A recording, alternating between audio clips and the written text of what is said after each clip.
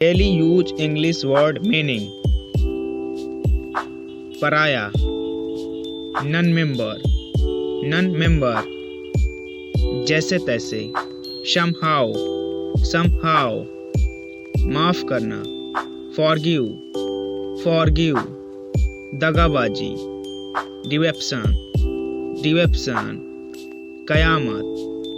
doomdays, doomdays, तहस नहस, better down, better down, पछतावा, repent, depend, सरगना, kingpin, kingpin,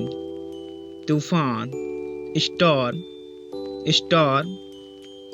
हावी होना, dominate, dominate, पापी, sinner, sinner, गला फाड़ना, rant, rant, गूंजना, resound, resound, बेशर्म, shameless, shameless, ताबीज, amulet, amulet, बांधना, टाई,